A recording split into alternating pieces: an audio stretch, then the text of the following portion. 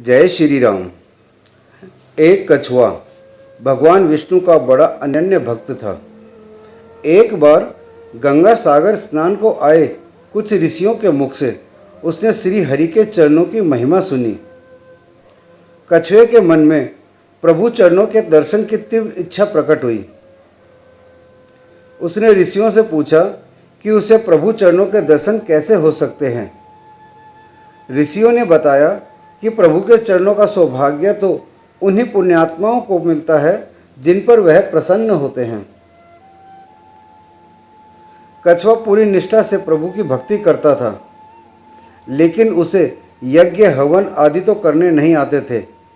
इसलिए उसे लगा कि उसकी भक्ति तो पूरी नहीं है, लेकिन जंतु रूप में तो श्री हरि ने ही उन्हें भेजा है, इसलिए उसकी तो कोई गलती है नहीं।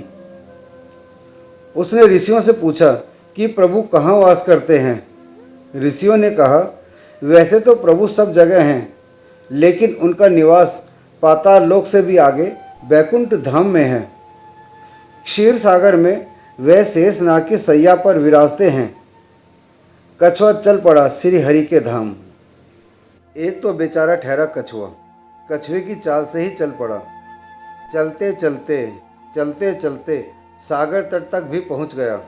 फिर तैरने लगा, बढ़ता गया बढ़ता गया और बढ़ता गया, और अंत में आखिर वहां पहुंच गया जहां प्रभु विष्णु शेष सैया पर थे। शेष जी उनको अपने तन पर सुलाए आनंदरत थे, और लक्ष्मी मैया भक्ति स्वरूप हो प्रभु के चरण दबा रही थी। कछुए ने प्रभु चरण छूने चाहे, परंतु शेष जी और लक्ष्मी जी ने उसे ऐसा करने से मना कर दिया। बेचारा तुच्छ अशुद्ध प्राणी जो ठहरा। बेचारा, उसकी सारी तपस्या अधूरी रह गई। प्रभु सिर्फ मुस्कुराते रहे, और यह सब देखते नारद जी सोचते रहे कि प्रभु ने अपने भक्त के साथ ऐसा क्यों होने दिया। फिर समय गुजरता रहा। एक जन्म में वह कछुआ केवट बना। प्रभु श्री राम के रूप में प्रकट हुए, मैया सीता के रूप में, और शेष जी लक्ष्मण रूप में प्रकट हुए।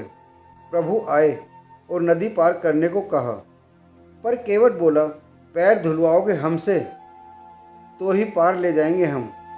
कहीं हमारी नाव ही नारी ना बन जाए अहिल्या की तरह, तो हम गरीबों के परिवार की रोटी ही छिन जाएगी।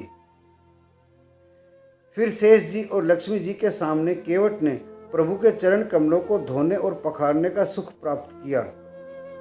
समय फिर गुजरा। कछुआ अब सुदामा हुआ, प्रभु कान्हा हुए, मैया बनी रुक्मणी, और शेष जी बलदाऊ रूप में आए। दिन गुजरते रहे, और एक दिन सुदामा बना वह नन्हा कछुआ प्रभु से मिलने आया। धूल धूसरित पैर, कांटे लगे, बहता खून, कीचड़ सने। फिर क्या हुआ? प्रभु ने अपने हाथों से अपने सुदामा के पैर धोए। रुक्मणी जल ले आई, और बलदाऊ भी वहाँ। बाल सखाओं के प्रेम को देख आंखों से प्रेम अश्रु बरसाते खड़े रहे। हरि अनंत हरि कथा अनंत। भक्तों, यह बिल्कुल एक सच्ची कहानी है कि कैसे कछुए ने कौन कौन से जन्म में भगवान की कृपा को प्राप्त किया है। आशा करता हूँ कि आपको यह कहानी पसंद आई होगी। यदि पसंद आई है तो आप हमारे चैनल को सब्सक्राइब करना ना भूलें। जय श्री राम।